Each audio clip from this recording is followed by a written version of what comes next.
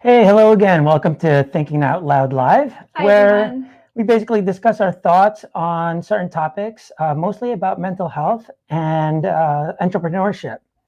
So, because we're dealing with mental health, this actually was done by is for Start Day One. It's a nonprofit foundation for mental health and suicide prevention. Just to tell you a little more about it, basically, what we're trying to do differently with Start Day One is we have a more proactive approach in dealing with mental health. Most organizations and society in general are very reactive.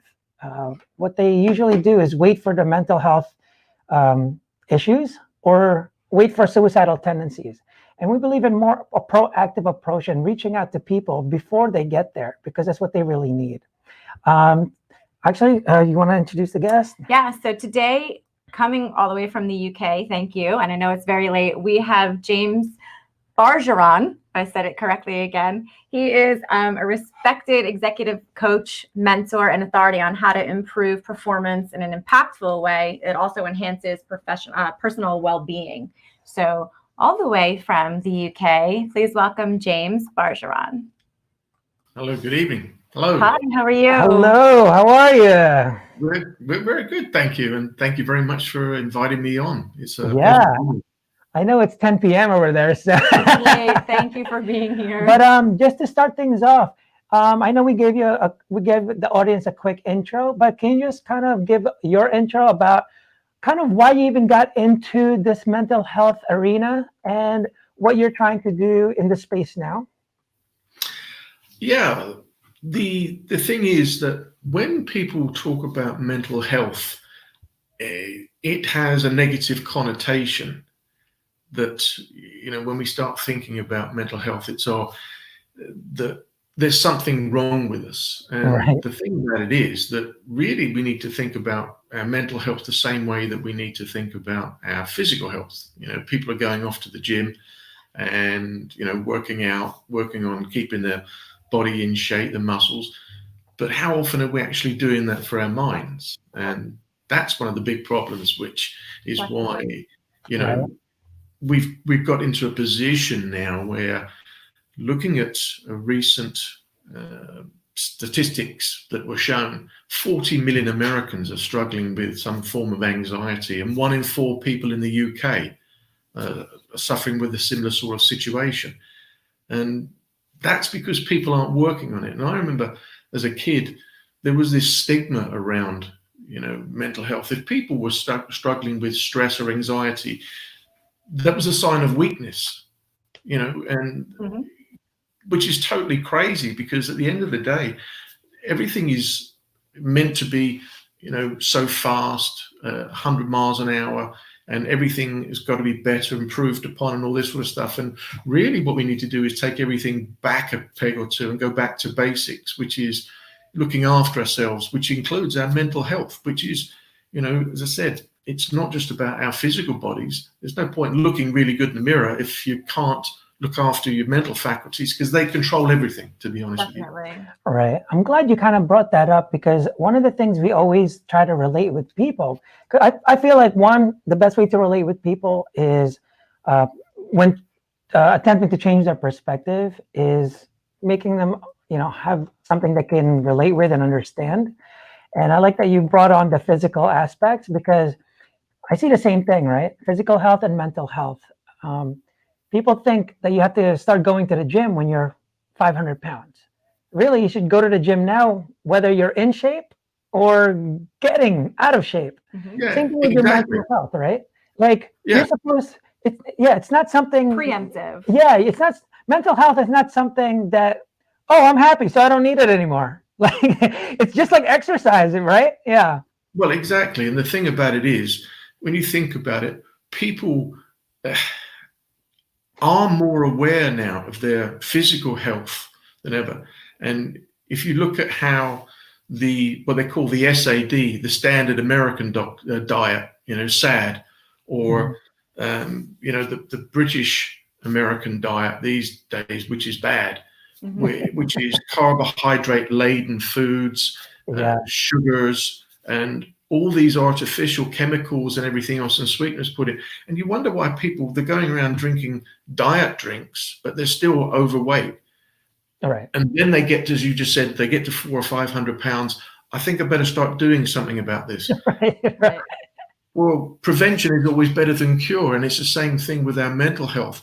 And as I said a few minutes ago, when we're talking about our mental health, I worked in an environment for 30 years of high pressure, stress, and again, it was a sign of weakness if you showed any signs of anxiety or stress. And so people's way of alleviating that was through, a lot of time out of the office in bars and restaurants, taking clients out, alcohol, and some of the other people were, the drugs were an everyday occurrence. Yeah. To deal with the anxiety and the pressure and everything else. Right. That wasn't shown as a sign of weakness, and that was accepted rather than thinking, hang on a second, guys, don't you think there's a little bit more of an underlying issue here that you should be addressing? And, it was all this macho BS about, no, I'm okay and everything else. It's a bit like the guy going to the gym and trying to pick up a 500-pound weight when he's never been in the gym before. Right. We got there. Hang on, guys. If there's a problem, why don't you address it? And the symptoms are coming out is the anxiety and the stress. There's a problem underlying that should be addressed. And as I said, it's the recognizing it and then be willing to actually do something about it. It's not a sign of weakness. In fact, it's quite the opposite. Owning up to a situation is, hang on a second. Definitely. Why is there stress? Why is there anxiety?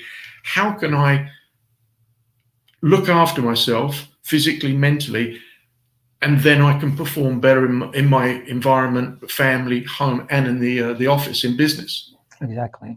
One of the things that, we always mention is that when people deal with mental health, they're always looking or trying to remedy the result rather than the cause. So all those things you mentioned, people going to the bars or getting just really mental health issues, right? We kind of know that. You talk about symptoms. And I've mentioned before to people, like, people don't need help because they have mental health issues or because they're suicidal. They need help. That's why they have mental health issues and suicidal. Yeah. And, when you see depression or when people talk about anxiety, I tell people that's just a result. That is not the cause. And people are starting to use that as the excuse, as if it's the cause. Like, my anxiety is really high today. Man, I've been dealing with depression since 2016. And I'm like, what do you mean? Because that's not the cause, right? And they're really using that. So I like the way you're talking, about, looking at it just like an exercise. Like, it's something, and it's not only something you should start now, it's actually never ending, right? It's never ending. Exactly. And it's something, I wrote something last year about it, is one of the most important times of our lives is, Mark Twain said, the two most important days in your life are when you were born and when you find out the reason why. I think there's a third, to be honest with you. And it's that point when you go, if you imagine kids, get a group of kids, you guys up in New York, they're out playing stickball, if they still do that in the streets or whatever, or stick them out playing football or soccer or baseball or golf. Yeah. Get the kids out together, 7, 8, 9, 10. They just play. They have no fear. Right. They just go and they're just going to keep playing all day long. They don't even want to come in to grab, something to eat and then back out again. It's the point when they go and that transition that they then start worrying, becoming anxious, becoming stressed for whatever reason that may be. As you just said, that's only an effect. That's not the cause. And everything has a cause and an effect. Right. And and the thing is, if they don't recognize that transition period when they go from happy-go-lucky into the anxiety side or the stress side, they're missing the thing. And the thing, if children are too young sometimes and they aren't aware of those sort of situations, but it's if the people around them aren't there to help them, become aware, oh, hang on a second, why am I suddenly starting to worry? Why am I getting stressed? Mhm. Right. Then you cannot address the cause.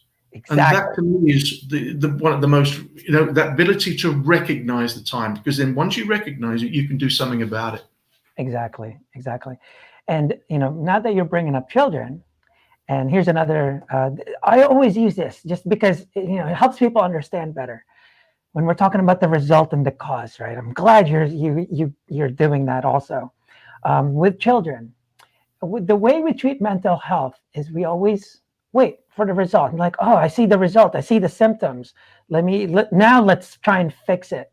The problem in that is it's kind of like the way on World Suicide Prevention Day, a lot of organizations, doctors, everyone, to help in suicide, they say, we really have to teach more parents to find the symptoms of depression, mental health issues, or suicidal tendencies. And to me, I always tell people that's really idiotic, because that's like telling every kid, hey, you know what? Eat whatever you want. All the sugar that you want, doesn't matter, because don't worry, I know how to look for symptoms of diabetes, so we'll be all right. That's not the way we treat our children's health, right? What we say is you need to eat your vegetables every day. You need to exercise, go out and play, socialize, and all that stuff. And that's not what we're doing with the mental health, though. What we do is, oh, let's look for symptoms of depression. Well, I don't see anything. I'll just let the kid stay in his room then. Like, it doesn't make any sense. And all of a sudden, they do this. I don't know what happened. I don't understand. Why were you waiting? No one goes like, oh my God, I knew I was going to get diabetes today. I knew it. I knew diabetes was today. That's the same thing what they're trying to do. Like, oh, I couldn't predict suicide. I don't know how. I have to learn how to look for symptoms. And to me, I'm like, you just have to. So this is actually why, you mentioned the pineapple earlier. So the color is teal, right? We made that our theme color for Start Day One, because it stands for things that you can give that can help in prevention with either mental health issues or suicidal tendencies. It stands for time, effort, attention, and love. So that's kind of like your vegetables, right? You don't wait for a kid to be suicidal and then go, all right, now we should go to the park because I see symptoms that you're depressed. Now let's do something about it. So it doesn't make any sense. And we have to do that more, like you said, like a more regimen, right? A daily habit to give teal more, because that's more prevention. And everyone's always waiting. And here's the worst part with kids. The worst part is that whenever, they're really soaking in a lot of habits when you're a kid, right? So I've learned that people, when they're in a bad state of mind or negative perspective, right, they tend to love excuses, hate accountability. We all get there. All of a sudden, it's not your fault. When you're really in a bad place, it's never your fault. It's always this and that's why this sucks. Well, what we're doing now is teaching kids how to latch onto these excuses. Mm-hmm. Oh, kid, you have depression? Here's some drugs for that. Like, as if there's no more cure, because you never even talked about the cause. And now, what do kids do? Leave me alone. I have anxiety. And I'm just like, that doesn't justify you having an attitude. Yeah, exactly. It's, as you say, it's an excuse. Yeah. And going back to the original thing, which is the cause. Mm-hmm. And I spoke recently on a short seminar regarding, it was over here, it was Mental Health Awareness Week. Mm-hmm. And the 5 things that really we need to focus on for our mental health, i.e. the prevention of, rather than let's treating it. Because obviously if somebody has a serious problem, then they obviously need to get professional medical help. The idea of what we're talking about here is about just the same about going to the gym, the way we look after our minds. Mm-hmm. And those 5 things, you just picked up on a couple there. The first one is we need to minimize toxins. Mm-hmm. Mm-hmm. And toxins come in all shapes and sizes and forms. And toxins are chemicals that we put into our bodies. Mm-hmm. That, the average person coming out of their bathroom in the morning has 13 chemicals by the time they've used their deodorant and everything else. But there are other chemicals, that go in foods. Mm-hmm. aspartame, these low sugar drinks and so on. Yeah, Diet That Coke. they're just dreadful chemicals, but also the environments we're in. We can be in a toxic environment in our families or people that cause us to have anxiety and stress. So, if we need to minimize those sorts of things, and the flip side, we need to maximize, as you were saying, about food, healthy food, real food, go back to basics, foods that aren't laden with chemicals and growth hormones and everything else, and water that we can actually drink, hydration, rather than stuff that has been, all sorts of rubbish put in it that comes out of your tap most of the time. Movement is one you said as well. We're designed as humans to move. The more that we move, we're releasing, feel-good hormones and everything else that stimulate the body and the mind. When we do all those things, as well as get a decent night's sleep, think about it. Who goes to bed and doesn't have a good night's sleep? How cranky are they the next day? They feel like crap. I don't know what you're talking about, James. I don't know. Never happened. Nobody wants to, you don't want to talk to anybody. So you imagine somebody out, so they have to have a load of caffeine to get them going. So they're putting, stimulants into their daily thing. And I can imagine a lot of Americans going, what do you mean? Oh, we can't have coffee? Well, yeah, there is life without coffee. That was me this morning. I said I need strong coffee this morning. Like, James, you're crazy. But that's what I'm saying. So when you think about all those things, you got the chemicals, you've got a bad night's sleep, you're sitting at a desk all day long. Oh, mid-morning, you're going to have coffee and donuts and all the rest of it. Yeah. Your relationship isn't very good. You've got a boss at work who's a complete jerk. Right. And so you're going home, and afterwards you're going to have 4 or 5, martinis after work and all the rest of it. And the circle goes around. And then you wonder why somebody says, I've got anxiety issues. Right. Yeah. Exactly. Actually, the way they say it is, my anxiety is high today. As if that invisible enemy is the cause. But really, it's the caffeine. Your boss sucks. And those are the causes. The toxic environment that you're exposed to all day. Yeah. And it's the perception. The big thing is, it's not the actual problem that people see in their lives. It's the perception of that problem. Yes. Right. Exactly. It's how they view it.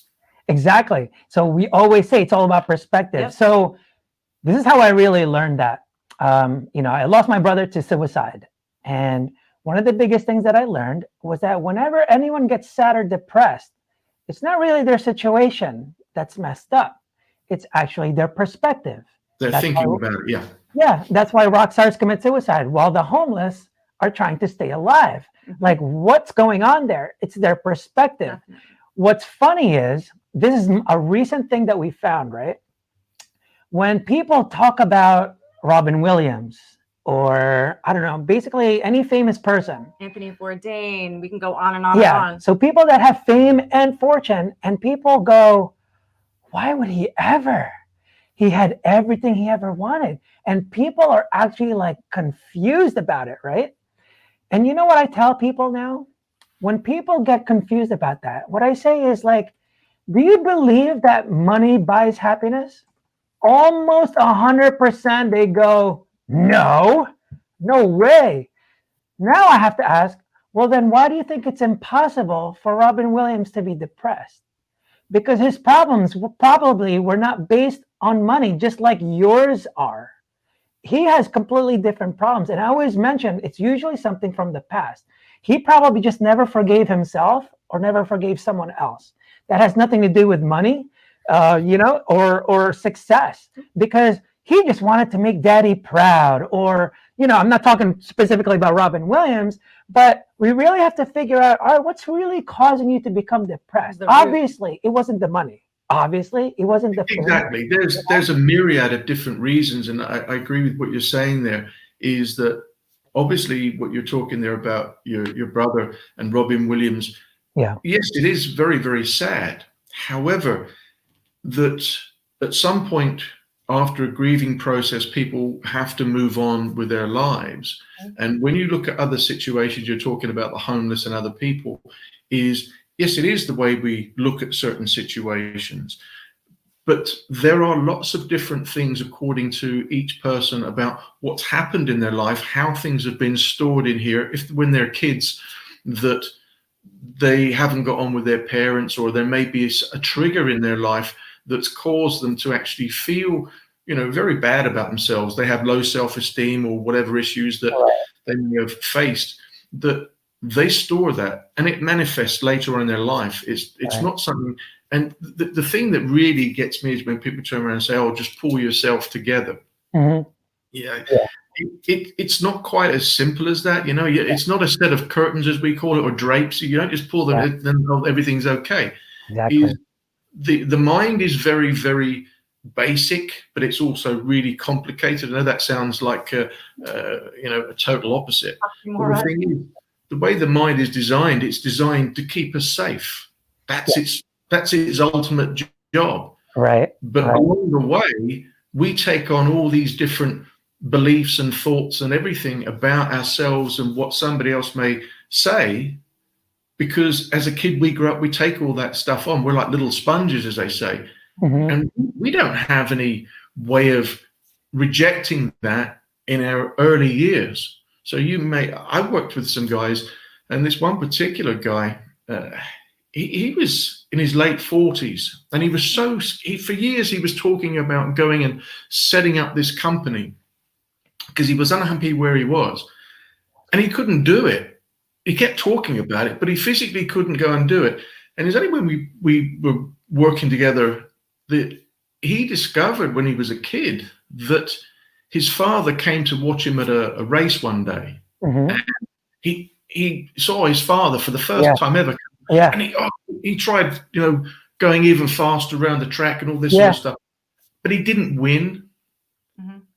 And he looked across, and his father had his head bowed down, and he turned his back on him and walked away. Right. And all of a sudden, it just hit him that that's the memory he had of his father. Yeah. It was disgust. Yeah. Yeah. And he carried with him for 35 years. Right. That's terrible. And so, all the things you're mentioning, what's funny is, I'm 45 now. Growing up, depression was normal. I'm not sure when it became abnormal. Like you mentioned before, it's just a natural response, because your body, that's how it copes with grief. It goes through the DABDA process. Denial, anger, bargaining, depression, and then acceptance, right? You have to go through that until you can get to acceptance. And I tell people all the time, these are all negatives, except for acceptance. You have to go through all these. Sometimes you jump around, and sometimes you keep going back and forth until you get to acceptance. Even after acceptance, sometimes your perspective changes again, and you might go back. But in any case, it's not abnormal. What's abnormal is if you never get depressed. That's what's actually abnormal. So when people go through things like that, we tell them, like, someone went up to her and, just tell them your kind of story. We were at an event, and I was just talking to her, and she said, "Oh, I'm sorry if I'm a little off today. I just lost, I don't know if it was a sister or a cousin or someone." And she's like, "So I'm sorry if I'm a little off today." Like, well, you're supposed to be. You just lost someone who was very important to you. So you're supposed to be a little bit off today. Exactly. That's a normal reaction. You just can't unpack and live there forever. Like you said, you eventually have to move on from something, learn from it. Exactly. Whatever the traumatic experience is in your life, you've got to actually learn from it somehow and move on. And what I tell people now, when they are depressed, I tell them good. Because it changes their perspective. They're like, first of all, they're like, what the hell? Did this guy just say good? But and the thing is, the next thing I say is like, you're almost there. You're almost there. Depression is the hardest part. It's always the hardest part in any type of accomplishment. Whether you're a marathon runner at the finish line, that's not the easiest part of the race. They are so tired. Whether it's, just even with education, the final exams is definitely not the easiest. So it's always at the very end, where the accomplishment happens is the biggest struggle, So I tell people, good, like it's normal. And then, when I tell kids like how to kind of relate to it, right? I always tell them, do you play video games that are easy? The one you can win from once you turn it on and you play the video game and then you win the whole thing. Do you play it again, or like what happens? They throw it out. In fact, they do things that they're not supposed to. If it's a car game, they'll start throwing it off, hitting innocent people, or just, off the cliff. And the thing is, what they don't understand is like the level of difficulty always increases in every game, whether it's soccer, video games. Why is that? Why do you play those? The ones that you can't beat are the ones you're there all day trying to beat. Why? Because of the challenge, right? It's what makes the game more interesting. And same thing with movies. You don't watch a movie that goes rich to richer. It's always rags to riches, right? There's always a conflict or a struggle, something. And exactly. I think the word you use there is challenge. Is that again? It's the perception that in sporting terms is that the guys that are really successful in sporting arenas, and the guys that I've worked with on the sporting side that are really successful, they view it differently. It comes back to perception. Is in golf in particular, for example, one of the toughest games mentally. And you get guys that are throwing clubs and getting uptight and swearing and all the rest of it. But the guys who really control themselves the best are the guys who play at a higher level, because they look at things as a challenge rather than a fear. And that's exactly what you're referring to there, is these kids when they're playing these games is, it's a challenge to get to the next level. It doesn't scare them. There isn't a fear factor. Right. And that goes back to what we were saying originally, when you've got the young kids playing, whether it's stickball, soccer, whatever it is, it's that recognizing that time when something isn't a challenge or it isn't fun anymore, that it gets to that point that all of a sudden I start worrying and getting anxious and everything because of fear. And that's the big problem, which is what we're talking about, is the cause and the effect. The cause is fear usually. Yeah. And it comes in different shapes or sizes or forms. And it's just going to be down to that particular person. And then you get lots of people that will say, oh, I'm not scared of things. And you think, okay, you may not consciously be aware that you are, but subconsciously you are scared of A, B, or C, or whatever it may be. You're just not aware of it yet. Right. And fear is almost just like, not almost, but fear is like a made up thing. You make up fear. Like I could be fearful of spiders, but that spider over there isn't going to hurt me, but I'm terrified of it. So fear is made up. Like I've made up that fear of that. It's got 6 legs and it's hairy. But the fact that it's a poisonous spider, that it's dangerous. Right, but again, it could kill me. So fear and danger are 2 totally different things. But your mind, unless you've actually been told, for example, that that's a black widow spider and what a black widow looks like, and there's another spider that's just black, you can't differentiate. Right. So if you're scared of spiders, your mind is going to, as I said to you, going back a while back when we said that the mind is designed to keep you safe. That's its job. Exactly. Through evolution. Yeah. And the thing is, when we're growing up as kids, that we come into the world, we don't have any fears except for 2 things, which is falling and loud noises. Everything else, like put a baby on the floor, right? You go around, you got a new baby and it's crawling across the floor, and it's going to go across and go and grab it quick because he's going to stick his fingers in the sockets. Right. The thing is, we think that the child doesn't know what we're talking about, but it is absorbing everything what we're doing and everything else, and it realizes, going back to what we're saying about being sponges, up to the age of 7, our growth is far greater than we actually understand on average. We as humans are taking in literally everything, vibrationally, all these noises, sounds, and that sort of stuff, the negativity. So when we put these fears upon them about, the putting the fingers in the socket, or the look on your face if there's a big spider, that child is recognizing it. So we don't think the child is, but the child all of a sudden is. Yeah. Oh, Yeah. it's Yeah. 4 years old, it can talk, and all of a sudden now it's, ain't going over there. There's spiders. So that's where the fears are coming in from, because they've taken everything on from somebody else, whether it's the parents or whether it's other kids at school. You know, when somebody says, "Oh, you don't want to go down to Tommy Joe's house because he's big and fat and he's horrible. His dad's gonna kill you."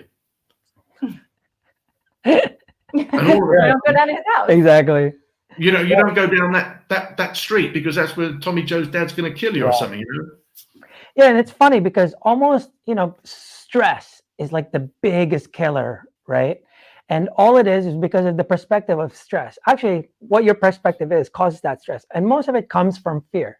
And what she was relating to before, fear is just something, it's the maybe might happen, but we don't even know, and you're already scared of it. So fear is almost made up, right?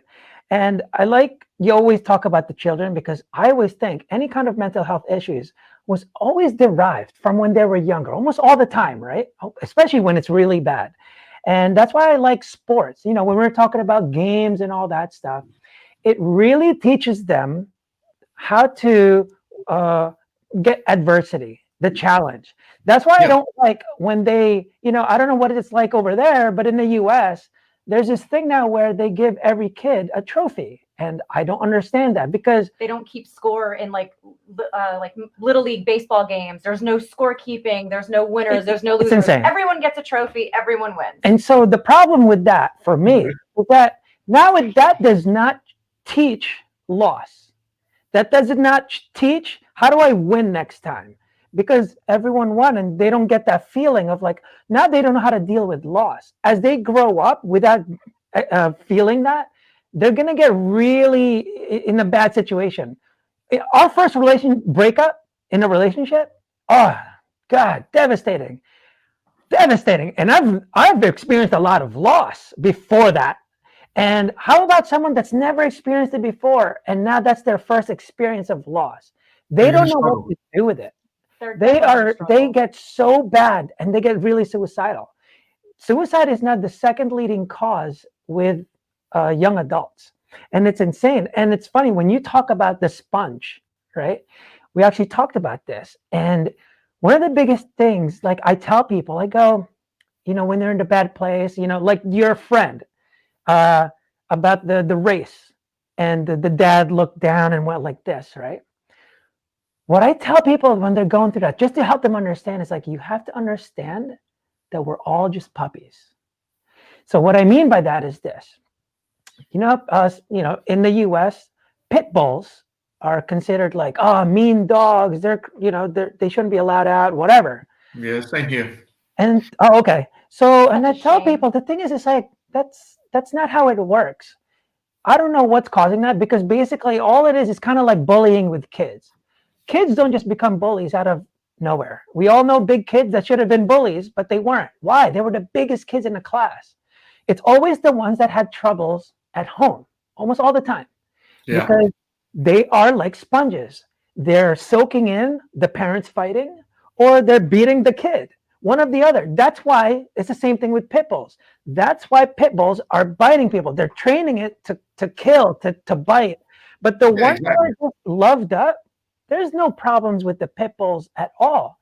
And so we always say, like, we're just puppies. And for that person where the dad did this, he was just a puppy also. I don't know what his dad did to him that treated him that way. I just have to share this because that was kind of like my dad. I used to wrestle, gymnastics, all that stuff. Never came to one. Actually, maybe once. And of course, like that's when one of my brothers lost. And the thing is, that would have hurt me if my perspective was still my dad doesn't care, right? But he's never seen me wrestle once. But I didn't go looking for him and going like, man, making me feel bad. I was more like, man, I wonder what he went through that made him like that. Because he was just a puppy too. What did his dad do to him that made him feel like that? His self-esteem was so low that he doesn't like when there's a loss. When I win at anything, oh my God, friends, that's my son. That's my son. But when there's Well, a yeah. law, But the nothing. thing is that a lot of kids, and I appreciate that, is that you had more of a sense of awareness. But a lot of kids, when they're growing up, all they really want is somebody to be there to support them It's true. through the wins and the losses. Mhm. To love them and everything else. Yeah. And the problem there is that, again, so I do a lot of writing. I wrote a thing on this again not so long ago about that it's the expectation, because when I grew up as a kid, I remember we were expected to not make mistakes. Mhm. You're going to school and you were expected to be a grade A student. Yep. Well, hang on a second. What's the point of me going to school if I'm a grade A student, if I know everything? If I don't get a few things wrong, it means I know everything. Right. So, okay, yeah. And, we're not supposed to fail. It Right. was win at all costs on everything. And your analogy a few minutes ago about everybody gets a trophy, of course, they started doing that over here a few years ago, which was nuts. The thing is that we still shouldn't teach kids that you have to win at all costs, because Right. somebody has to be a winner, but somebody also has to come second, third, fourth, fifth, or whatever. And what is that teaching them? That's teaching them, not to value themselves, is that, only winners are good people. So the person who comes second, third, and everything else are, bad, inferior people. Mhm.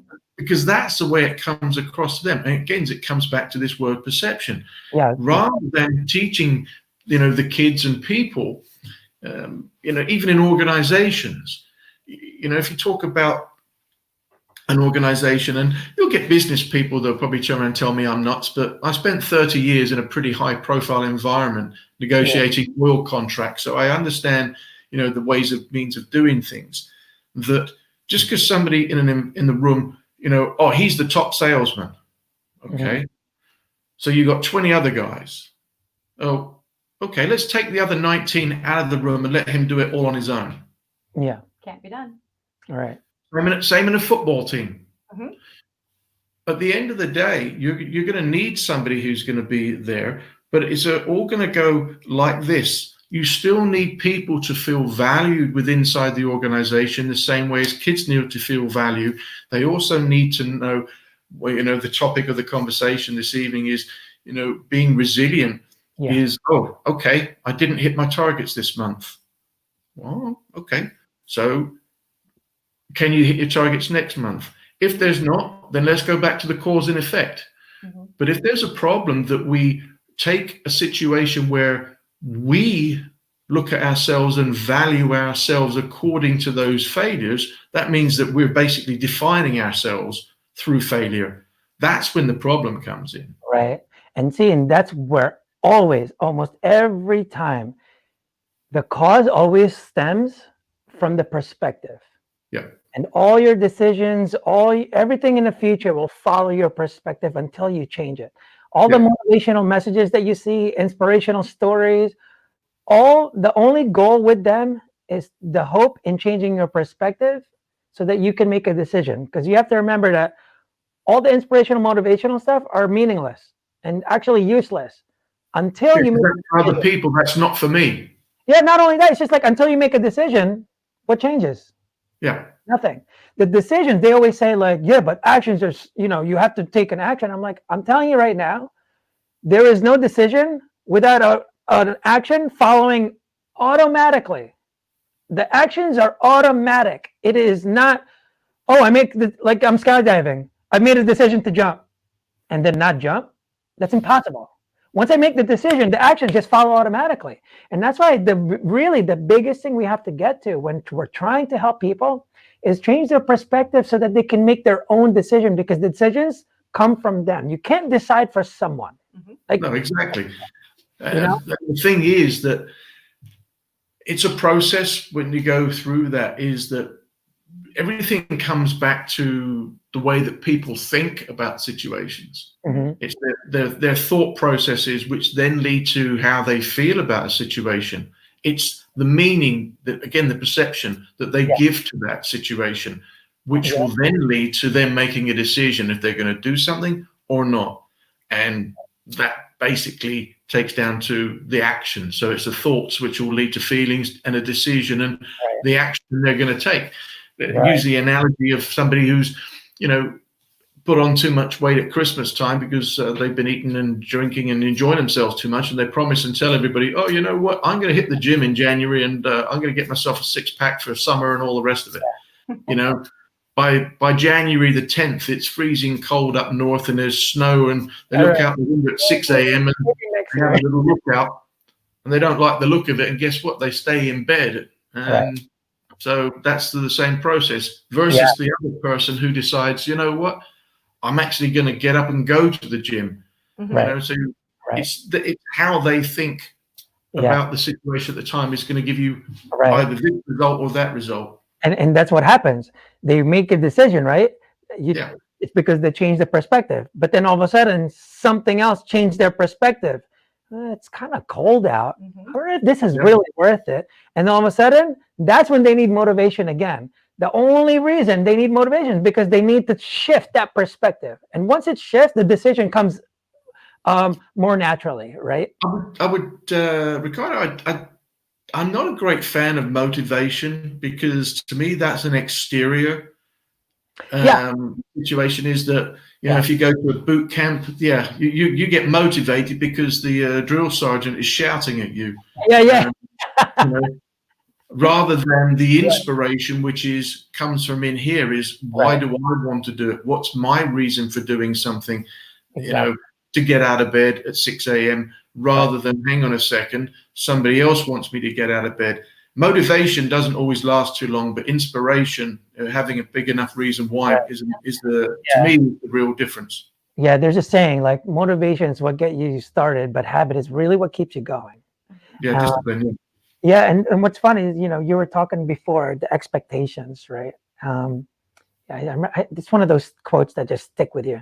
That expectations create frustrations. The only reason you're frustrated is you feel like you're not reaching what you expected yourself to be. I'm supposed to be rich by now. I'm supposed to be married by now. I'm supposed to be this by now, because that's what you expected, And people have this thing, this perspective that there's a win and then there's a loss.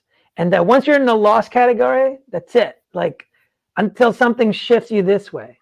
And they don't. But that's a mindset. And at the end of the day, when you're just using that analogy, the thing is that when people start looking at that situation, you say there, well, I should have been this, I should have that. The real challenge is to sit there and go through and ask difficult questions. And the thing is, people don't like difficult questions. Right. Yeah. The power of when you say, to somebody, they say, well, I should have this and that. Okay. Can we break it down? Do you know the reason behind that's made it not happen? Yeah. So that you don't really want to ask them why, because why can be a very offensive, and aggressive question. But if you say to the person, if you're saying there is, I should have done it, just say to them, okay, so what's prevented that? Right. But and also, we talk about these feelings and all that stuff. It's like, it's really just a response, right? The automated response, like, to what your perspective is like. And when I mentioned before, when their perspective is a win-loss. So what people don't understand, it's not win-loss. It's like this. Loss, win, loss, win, loss. It's one line, because success is never permanent. If Google stops innovating, I'm telling you right now, they will disappear. If Facebook stops innovating. So no one stays success in any case, shape, or form. Yeah, exactly. Unless they keep going. The problem is they keep thinking fail. Oh, no, you just failed temporarily. There is no Olympian that never lost along the way. it's Sure, about and everybody has a different idea of what success is, and the real problem is that, going back to what we were talking about with the number of people suffering with anxiety issues in the US and the UK, Mhm. is this expectation of success and what success is supposed to look Yeah. like. Right. Yep. Because, for so many years we're seeing, just look at the infomercials, look at the commercials on TV, whether it's there or over here. Look at the TV shows. When I remember growing up and watching, I don't know, do you remember Dallas? Yeah. Yes, my father loved Dallas. Yeah, wasn't there like a reunion just recently? Yeah. So grew up looking at Dallas, when I was a late teenager and in my 20s, looking at this stuff, and it would be on TV, and Sue Ellen and everybody would be going to the oil barons ball, and it would be, so over the top. And that was just one example, but it was just a situation wherein everybody was having to have, 2-3 cars, the diamonds, this, that, the Rolex, you name it. And it's this again that goes into the conditioning, is that I'm not considered to be successful unless I have all of those things. Exactly. And you were saying earlier is about the money.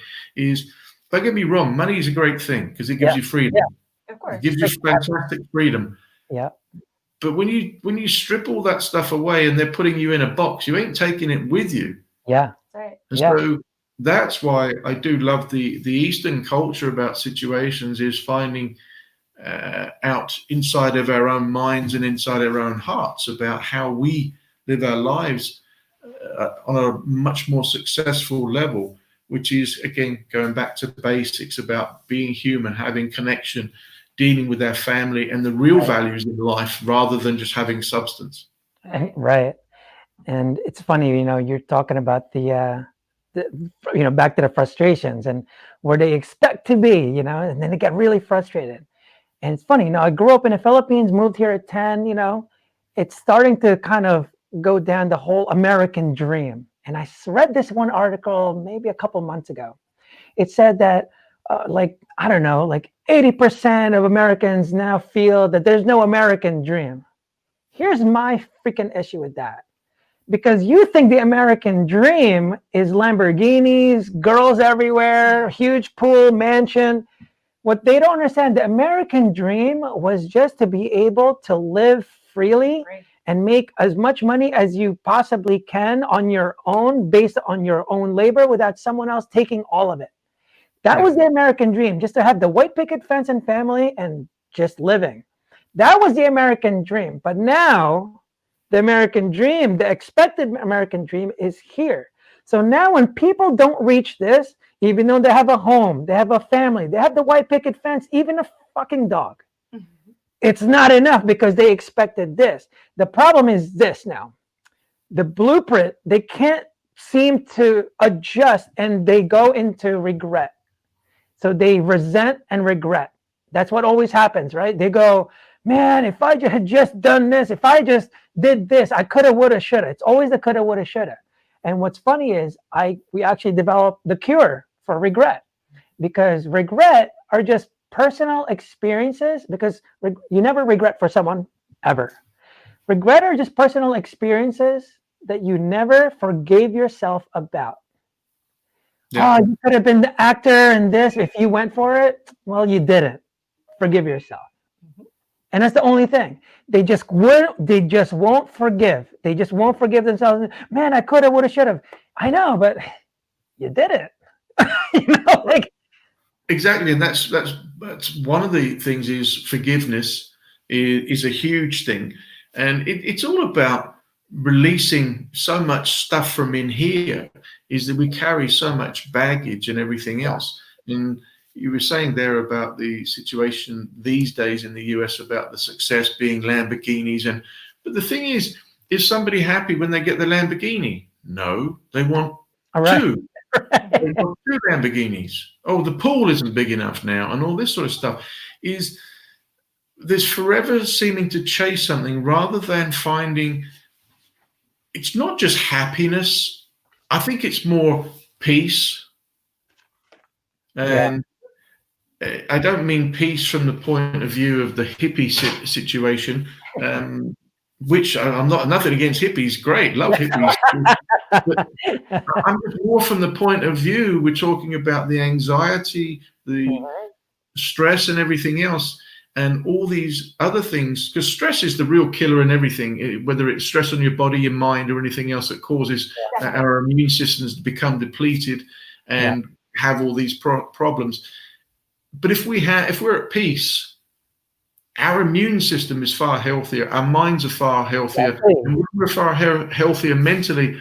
We are stronger mentally, we are healthier physically, mentally, and spiritually. And I just think peace is the thing that most people are actually looking for, not just happiness, because when we're at peace, well, they're not really affected by anything else, and happiness comes a lot easier. Yeah. And see, and again, it always goes back to the perspective almost all the time. We were watching this show where this one girl was like depressed for 18 years. And I'm like, how did you know exactly when you became depressed? Unless there was a traumatic event, but I don't know. It was Tuesday. Yeah. So anyway, she went through everything. She tried this and tried this drugs and this, and she had to go see like the Dalai Lama just to achieve this. And all it was she finally changed her perspective. That we're this and this. Basically, whatever her perspective was, is the only thing that really helped her. And it was just like the thinking of like, oh, so that's what it is. So when you're talking about stress, it's the biggest killer. Here's a funny one. Just on your perspective on stress alone, actually manipulates your physiology. Here's what I mean. There was this test done about stress. There was group A, group B. Group A said stress is bad, so bad for you. That's why you get heart attacks, man. Stress B is going like, it's not bad. It's just the fight or flight. So it's just getting me prepared to fight the lion, right? Two different perspectives. When they do the test on this one, the one that thinks stress is bad, their blood vessels would actually constrict. And that's why you get heart attacks, because your blood's flowing and then it just does this, and then it just kind of, kills you, literally, right? Just by perspective alone, no drugs, no nothing. This group here that thinks, no, it's good, it stayed open. It didn't do this. It stayed like this, ready to fight the lion. And all it was a change in perspective. And that's why when people tell me like, well, it's the chemical imbalance, stop right there. Chemical imbalance might just be the result, not the cause. Because when you're smiling, I'm telling you right now, endorphins and all the good stuff comes out. Think of the worst things in your life. I'm telling you right now, all the the negative, basically chemicals start coming out like this. Because your amygdala, the cortisol especially, is the killer from stress and stuff, because it's the fight and flight response, right? And all it is the response to your perspective to things. The amygdala doesn't know if there's a lion, or if you're just stressing out that you can't pay your bills, or this girl is going to say no when you ask her out on a date. Like, it doesn't know. And so, but we need to train our minds to do that. And that's the thing, is that if people don't recognize when they have these situations about their perspective and everything else, then they can't do anything about it. And so what we really need is to educate people to understand when these things are happening. And this is what I do as well with workshops and presentations, is to get people to understand how the mind is working, so they can actually work with it rather than it control them. So that they can think, okay, hang on a second. That's what's happening. Now I understand, like you're saying there, so that they can actually be in control and think, you know what, it's just an emotion, it's just a feeling. Let's get through it. We can breathe. Whether they're playing sport, whether they're seeing a spider, or their pressure at work, or whatever the situation is.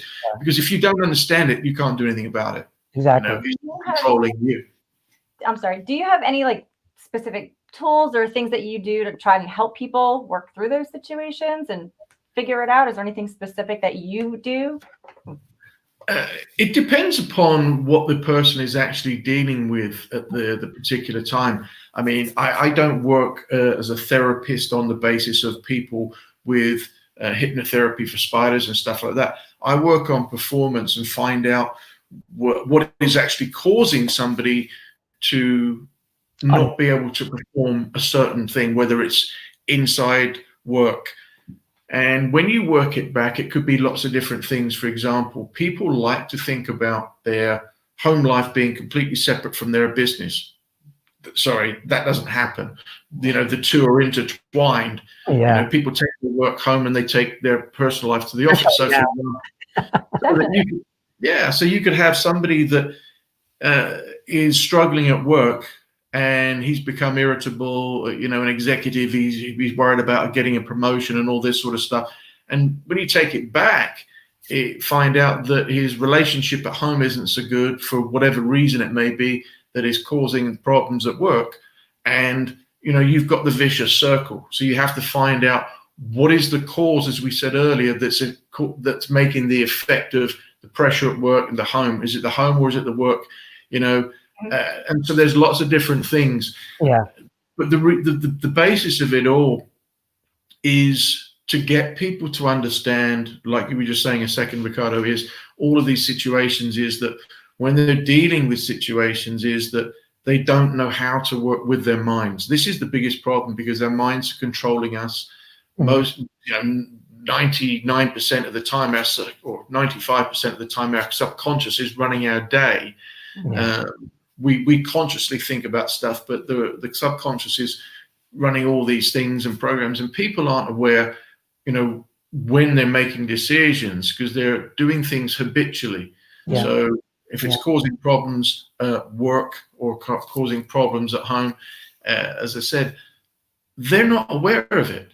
Right. So if they're not aware of really where it is, they can't do anything about it. So we work on different things, and it just depends. The big one is to actually get them to work with their mind, to recognize those problems that come in, their language, their habits, and everything else, and then you can start working through. Yeah. But habits is the big one to get people to start working things. As I mentioned, especially executives. They will tell you that they don't drink too much, that they don't do drugs. That's what Good one. right? Yeah, they don't do all that sort of stuff. And I work out 3 days a week. No, they don't. And and I eat really healthy and all this other stuff. Yeah, okay. So why are you 50 pounds overweight? It's like, right. As we said at the beginning. So. Look, I'm not asking people to become vegan and David Goggin, God-like people.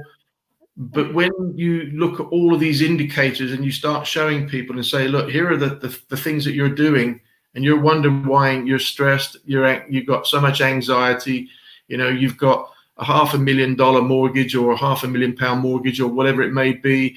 Yeah. We've got COVID going on and all these other things. And you're not looking after yourself mentally. Right. And you've got pressure at work. You wonder why you can't perform. And so you just got this circle going around. Yeah, exactly. And it's funny because, going back to the beginning again, there's no one in the world that doesn't know to exercise and diet to be physically fit. The same way people know you have to think positive and have a good perspective on everything. And in that case, they still just falter, right? And like you said, they just don't realize because of the subconscious from growing up and things like that. I've told her before, like, no one becomes an alcoholic on purpose. Like, no one does drugs and be, completely lost deliberately. Somehow they ended up there because just like exercise, something kind of distracted them and they just didn't follow through to keep a healthy physical, physical health, right? Mm-hmm. So it's really interesting, all this stuff. I can't believe it's only already an hour that we talked to you. But it was great. So and one of the reasons why we do this, right? So, we want to do this proactively. So even though everything is subconsciously kind of controlling people, sometimes, when people hear something, and that's why this is great, because it's not directly at you John, like it's just something they hopefully might see. And this is Sure. our proactive effort, because you never know how we can change someone's perspective, because just by hearing this and really educating them, right, will help them in Absolutely. the future. Absolutely. And the thing is, I never realized when I got out of my corporate career and I started, doing this, I didn't understand the power of speaking. And I certainly wasn't, aware of the power of doing podcasts, because I first did a talk and I had these three people come up to me and wanted to talk to me. I'm thinking, what, you want to come and talk to Why? me? No, it's because you don't. It's this again, this perception. You don't think what you're saying has that effect, but you don't know what's going on in that person's life. Exactly. And when they say something like, "Oh my God, that what you just said, that happened to me 3 years ago," and Yeah. that person can actually associate and connect with that.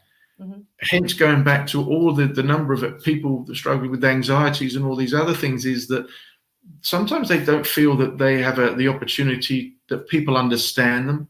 And that was the big thing for me, that when I was actually started to speak and people would actually hear you talk and the podcast. So I sincerely hope somebody's got something, even if it helps one person out there, that can take something from this and think, do you know what? I can change my perspective, or I can go and read a book or get the next step, because nothing ever happens. Miracles don't happen because of, one page in a book. It's that catalyst, whether it's on this or me speaking or reading a book, that they go to the next stage, that then they go to the next stage, because I'm not trying to be clever. You don't climb a mountain in one go. It's just step after step. And in any case, anyone that's listening, I hope, one, we educated you, but everything we mentioned is completely useless unless you make a decision about something that you're trying to work on in your life right now. Absolutely. And so that's the mission with Start Day One. We're trying to help change people's perspective from dreaming of one day to starting day one. Day one signifies there's a day two, day three, day four. You can't do it overnight. But you need to start day one. And that's what we talked before when you said, like, hey, if you don't hit your goals, like, it's not about the hitting the goals. It's about progress. Did you go up? Let's say you wanted to lose 50 pounds, but you lost 45. Isn't that such a better position than you were? As long as you keep that momentum that way, you're going to be just fine. So it's not about like achieving this. It's really just, you got to make the decision, and then you have to follow through and get that momentum going. Constant improvement. I agree. Exactly. And it's the never ending process. That's why, Maslow's hierarchy of needs, it's the self-actualization. It doesn't stop there, so it's going to keep on going, just like exercise. You don't just stop eating right. You just don't. Absolutely. So this is a thing. Again, I didn't realize, when I used to hear things on personal development, I didn't quite understand it because I was too busy in my corporate, world, as most people in that line are. That when you hear about people on a journey, people think it's all woo-woo, but that's all we're on. There's no destination except the box in the ground. And so while we're here, it's just a destination. Whether you lose 45 pounds, 50, is to enjoy it as we're going through, and just to work on it on a daily basis, just to keep, constantly improving the quality and the peace in our life. Right. And it's funny, it's like all journey to a great destination always sucks. Whether it's trying to fly to London or, it's the journey is always more because people that are already there, people in London really don't care as much as I do what I would like to see there. Like, like I tell people, the locals of Hawaii are not hanging out at the beach. I'm telling you right now, they are not on the beach because it's there every day. Oh, well, yeah, exactly. The journey there sucks for us, but the destination for us becomes now more valuable. Them coming here, they think is great. Like, like, ooh, the Statue of Liberty. Like, why? I see it every day. But the journey always sucks for a great destination, just to let people know that. But so I think we're gonna have to end here. We already went an hour and 5 minutes. It was so great talking to you. Yeah, it really was. Just another thing also to let people know. So our main mission with Start Day One, the reason we try to raise funds is because of our proactive efforts, not only in digital form. This is great because this is easy to scale. But what's even more effective is being in person. So we're actually, we raise funds so that we can actually send real speakers to schools, mental health, rehab centers, military bases, just events, things like that. Because even corporate businesses. yeah, like you mentioned before, James, like, until you really know what the cause is, it's so hard to help someone. We can give them general ideas, but until I know what's really bothering you, it's going to be hard for me to help you change your perspective, because I don't know what your perspective is. Exactly. So yeah, so that's what we try to do with Start Day One, and hopefully, we're going to keep James on the list. And basically, if anyone wants you to speak there, or really anyone, anywhere, or if somewhere you want to speak, we just want to get rid of that excuse that we don't have the budget for him, or we don't really have that. But well, what if we pay for it? What if we pay for someone to go there, and all we want is opportunity? Listen, guys, I appreciate, and especially in the current environment, I do certain amounts of speaking for free, complimentary rather than free. I don't always like the word free. Complimentary, and I'm more than willing to help. Just reach out to me, if I can fit in with the schedule with you guys. Thank you so much. Paying things forward. Yeah, no problem. Awesome. We're going to start. Appreciate that. I'm going to start Googling schools around. when we're allowed to go back out and still go, because we're still locked down over here. So. But yeah, thank you. No, even if it's on virtual situation, if there's things, because we don't know how long, because we're still in a situation over here that we're easing out, but they're just making it very difficult for people to do anything, and traveling and stuff. It's not that easy. So I don't know how long we're still going to be doing virtual stuff. But if you've got any requests on virtual, by all means, give me a shout. Oh, we'll do. Definitely. Thank you so much for your time. Thank you so much for your time. I really appreciate it. I know it's late over there, so. Yeah. And anyone that's watching, visit James at jamesbargeron.com. That's it. We'll get a lot of information on there, and we're probably going to have you on again in a future time, because you're kind of awesome. I appreciate it. Thank you very much for having me, and I sincerely hope somebody's got, or your audience has got some value out of it, and can keep moving forward. Yeah, thank you so much. So much. All right, everybody. Thank you. See you later, guys. And until next time. All right, take care. Bye. Good night.